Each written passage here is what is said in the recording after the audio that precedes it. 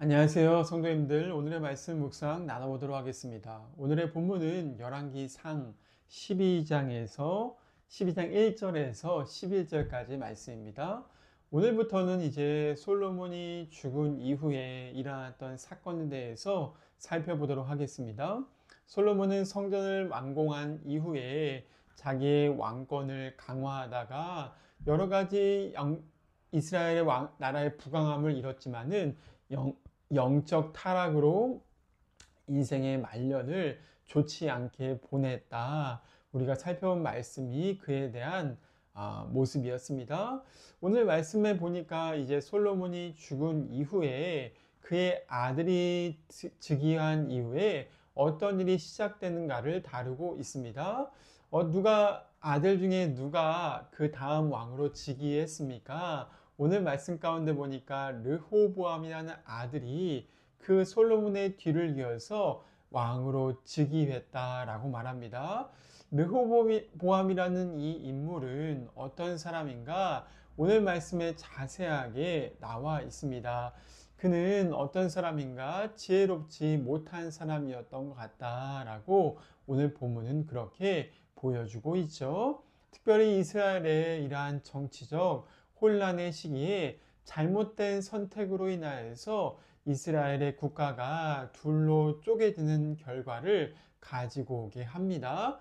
물론 이것은 솔로몬에 대한 하나님의 징계요 심판이었지만은 동시에 솔로몬과 더불어서 이스라엘의 만연한 영적 타락이 가져온 사건이었으며 또 르호보암 개인 자신이 영적으로 타락하게 된 것을 보여주는 사건입니다. 사건의 발단은 이렇습니다. 르호보암이 왕이 되자 어떻게 되었습니까? 자기의 왕권을 다른 지파들에게 승인을 얻기 위해서 어떻게 했냐? 세겜이라는 도시로 올라갑니다. 예루살렘이 수도였는데 왜 굳이 세겜이라는 도시로 올라갔을까? 그 이유는 무엇입니까?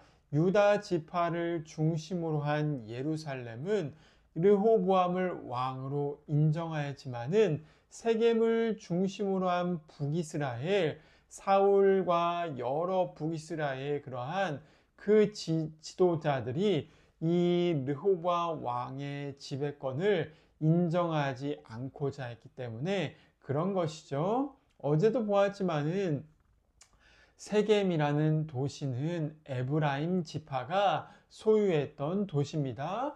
에브라임 지파 걸출했던 여호수아를 배출해냈으며 오늘 말씀 가운데 등장하는 여로보암이라는 지도자 또한 오늘 말씀에 이 지도자의 협상 지도자의 가장 앞편에 서서 르호보암과 협상을 했다라고 말하고 있습니다. 세겜으로 르호보암이 어쨌든 모임을 가진 다음에 오늘 어떤 일이 벌어집니까? 그 세겜에서 여로보암을 중심으로 한 이스라엘의 많은 지도자들이 와서 르호보암과 협상을 시작합니다. 어떻게 협상을 시작합니까? 왕이시여, 우리에게 주어져 있는 이 무거운 멍에가 우리를 힘들게 합니다라고 말하죠. 정확히는 말하면 4절 말씀 가운데 고역과 매우 무거운 멍에를 가볍게 해달라라고 말합니다. 어떤 고역과 무거운 멍에가 있었겠습니까? 솔로몬 때부터 시작하였던 수많은 건축 사업이 아마 그 중심에 있었을 것이죠. 건축 사업하느라 수많은 백성들이 노동에 동원되고 또 그것 때문에 사업을 잘 이루면은 어떻습니까? 세금도 많이 내었던 것 같습니다. 이렇게 고역과 세금을 통하여서 이스라엘 열지파 안에 불만이 쌓였다는 것입니다. 그렇게 여로보암을 중심으로 그들은 르호보암에게 건의를 했죠. 그러자 르호보암이 말합니다. 3일 이후에 내가 너희들의 이러한 요구에 답을 하겠다라고 말합니다. 그리고 나서 3일 동안 르호보암이 회의를 엽니다. 회의를 열자 어떤 파가 나뉩니까? 첫 번째는 그 엘더인 장로들의 파, 늙은 신하들이 왕에게 조언을 합니다. 왕이시여 저들의 요구를 받아들이시면은 저들이 왕에게 충성할 것입니다. 그들의 멍에를 조금 가볍게 해달라라고 말을 하죠. 그러자 반대파가 나옵니다. 반대파는 누구였습니까? 르호보암과 함께 자라났던 친구들, 젊은 청년들, 어린 지도자들이었습니다. 그들은 왕에게 말합니다. 아닙니다, 왕이시여. 초장에 잡아야 합니다. 초반에 이 모든 것들을 다 찍어 눌러야 됩니다. 왕은 그렇게 말하십시오. 저 왕에게 주는 그 권위를 보여주십시오라고 그렇게 건의를 하죠. 그래서 왕에게 얘기하기를 왕의 새끼손가락이 그리고 솔로몬의 허리보다 굵다. 무슨 말입니까? 왕이 하고자 하는 강경한 정책이 얼마나 힘이 강한지를 보여줘라 라는 강경파가 등장합니다. 3일 동안 르호보암은 이 둘 사이에서 고민을 하다가 누구의 의견을 채택했습니까? 젊은 강경파들의 의견을 채택한 것입니다. 이러한 사건은 사실 누구로부터 말미암은 것입니까? 르호보암의 영적 타락일 뿐만이 아니라 무엇이냐? 솔로몬 때부터 이어져 온 이스라엘의 영적 타락과 부강함 때문에 벌어진 사건이라는 것을 알려줍니다. 르호보암은 솔로몬의 권위와 솔로몬의 이러한 수많은 부를 아무런 감사와 아무런 또한 노력 없이 받은 것이 아닙니까? 르호보암이 하나님을 섬기는 것 같다. 이런 말도 잘 등장하지 않습니다.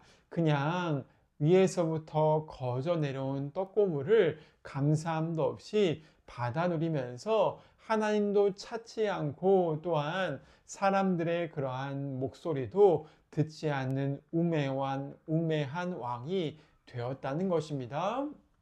이것은 우리에게 무엇을 알려줍니까?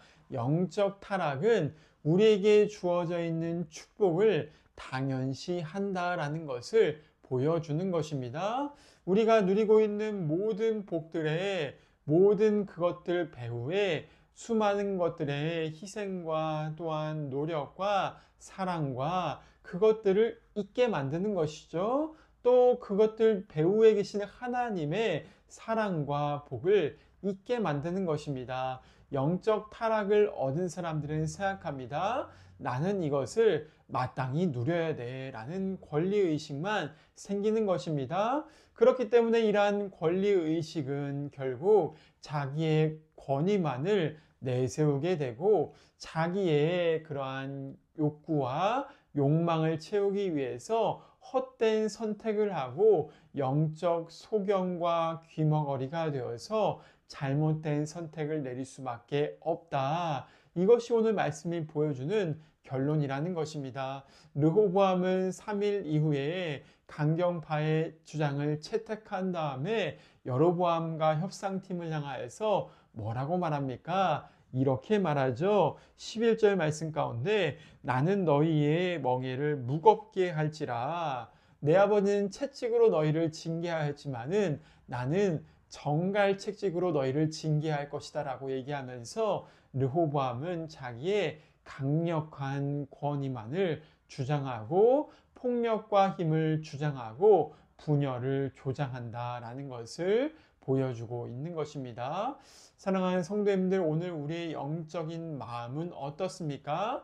나는 나의 입장만을 주장하고 나의 권리만을 주장하는 사람입니까? 아니면은 상대방이 입장을 헤아릴 줄 알고 내가 받은 모든 복이 사실 내 것이 아니라 하나님께로부터 온 복임을 알고 있습니까? 솔로몬 시대에 이러한 잘못된 영적 타락의 분위기가 결국에 이스라엘 전체 가운데 퍼졌으며 또한 르호보암의 잘못된 선택을 만들어냈다라는 것을 보여주고 있죠. 그로 인하여서 나라는 두 쪽으로 쪼개졌고 나라는 그 밑바닥으로 쳐 내려갈 수밖에 없었다는 것을 보여주고 있습니다. 얼마나 안타까운 사실입니까?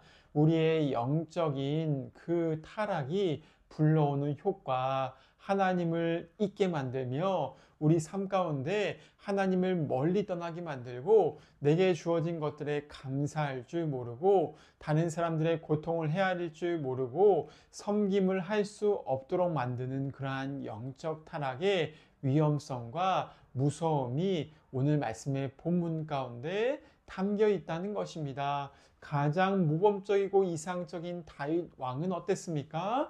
다윗은 자기에게 온 모든 복이 하나님 한 분께로 온 것이라는 것을 굳건하게 믿었습니다. 또한 자기의 삶 가운데 겸손함을 잃지 않으며 백성들의 마음을 헤아릴 줄 알고 백성을 위해서 하나님께 눈물로 기도했던 왕이 다윗 왕이었습니다.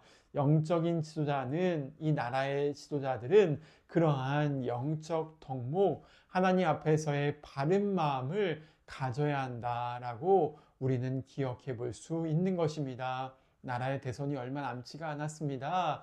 어떤 사람이 이러한 그 백성을 생각하는 그 마음을 가지고 있는가?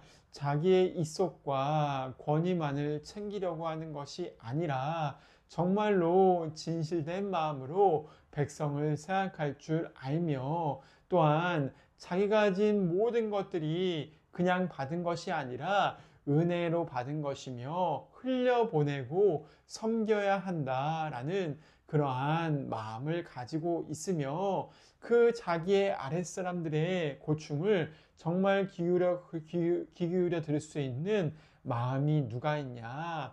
정말 이 땅 가운데 그런 지도자가 뽑힐 수 있도록 기도할 수 있기를 바랍니다. 또한 우리의 교회 공동체 가운데 이런 지도자가 많아져야 되지 않겠습니까? 자기의 모든 권리만을 받으려고 하고 주장하려고 하고 또 자기가 대접받으려고 하는 마음만이 가득한 공동체는 분열과 타락으로 빠질 수밖에 없는 것이죠. 그러나 하나님께서 역사하시는 공동체는 어떻습니까?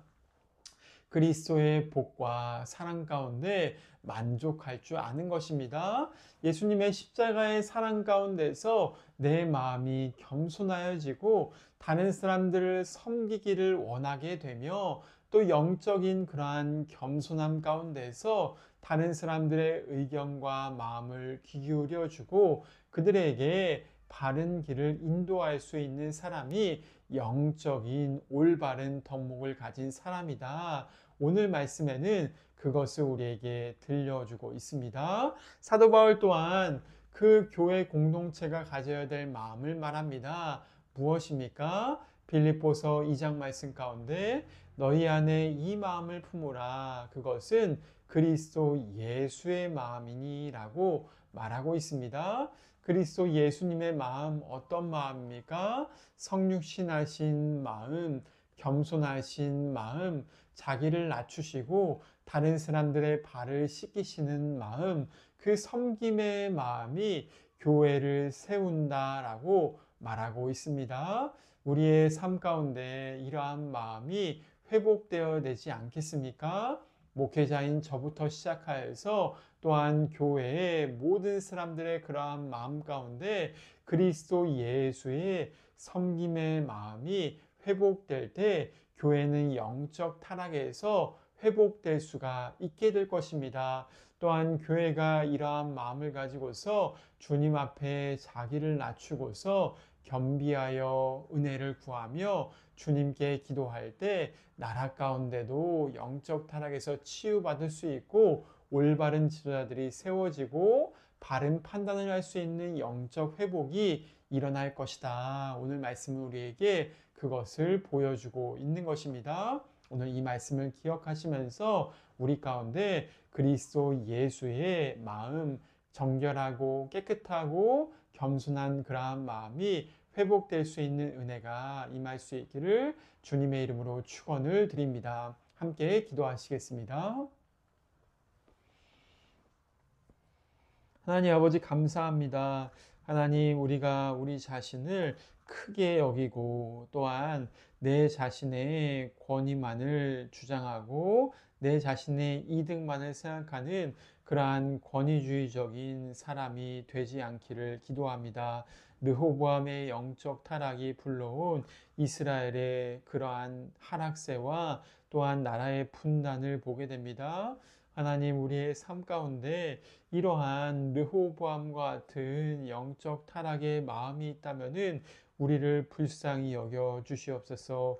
오히려 그리스도 예수의 마음을 품고 겸손하여서 낮아지고 예수님처럼 사람들을 위해서 십자가에 달려 죽기까지 나아가신 그 주님의 마음으로 살게 되기를 간절히 기도합니다.